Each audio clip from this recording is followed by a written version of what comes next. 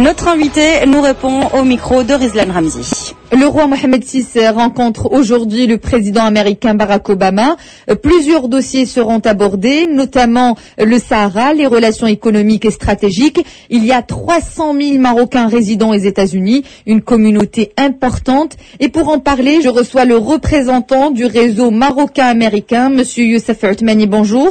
Bonjour à vous et bonjour à tous les auditeurs. Alors, pour commencer, comment les Marocains d'Amérique perçoivent cette visite royale? Déjà, l'accueil chaleureux qui a été réservé au roi par les Marocains à son arrivée à la base de Washington veut tout dire. Ça ne peut être que positif. La visite royale permettra de relancer activement les discussions et les échanges sur différents points. Les volets économiques et commerciaux seront sans aucun doute de l'ordre du jour des discussions entre le souverain et le président américain, notamment dans la région de l'Afrique du Nord qui connaît un mouvement sans précédent et où le Maroc est en pole position sur plusieurs niveaux. Quel est le profil de ces Marocains d'Amérique? À ce jour, on compte à peu près 300 000 Marocains aux États-Unis. Et comme les autres communautés immigrantes aux États-Unis, la communauté marocaine compte 3 générations. La première est constituée d'une population peu qualifiée.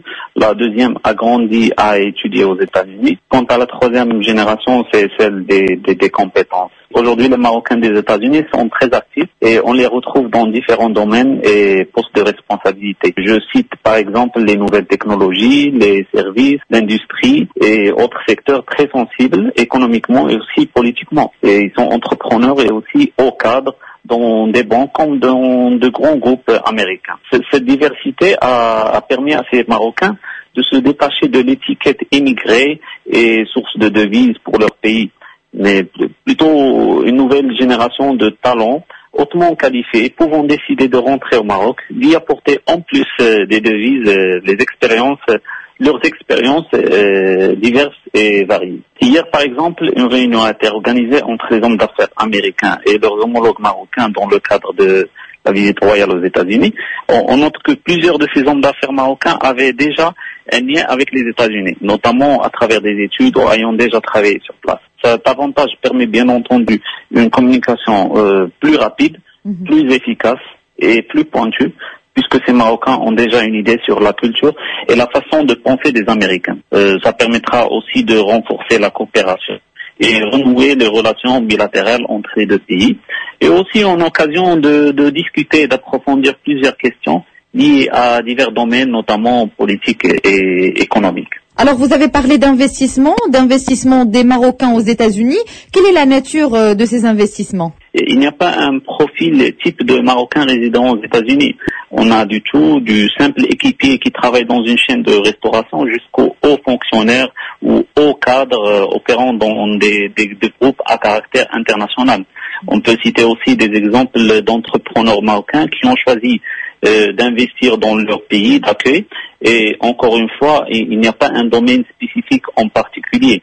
Là encore, on les retrouve pratiquement dans tous les domaines et secteurs d'activité. Alors justement, vous avez parlé de ces Marocains qui investissent au Maroc. Comme vous avez dit, dans plusieurs secteurs, quels sont les principaux obstacles rencontrés pour investir au Maroc? Les obstacles que rencontrent les investisseurs marocains résidant aux États-Unis, d'ailleurs comme ceux venant d'autres pays quand ils souhaitent investir au Maroc, sont multiples et variés. Et je pense que tout le monde en a pris conscience. La méconnaissance du pays, la difficulté d'adaptation au climat d'affaires marocain, la lenteur des procédures administratives marocaines, la négligence aussi des études technico-financières et des business plans. J'ajouterai aussi un obstacle que je vais classer premier pour les Marocains d'Amérique, c'est la langue.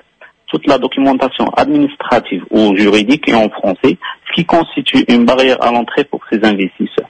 Donc, afin de réussir son projet et mettre toutes les chances de son côté, tout investisseur souhaitant intégrer le marché marocain devra bien être assisté par un spécialiste expert avant même le démarrage de son action. Merci beaucoup, Monsieur Youssef Othmani, pour toutes ces précisions. Je rappelle que vous êtes représentant du réseau marocain-américain. Merci. C'est moi. Une interview réalisée par Rizlan Ramzi, 7h51 sur Atlantique.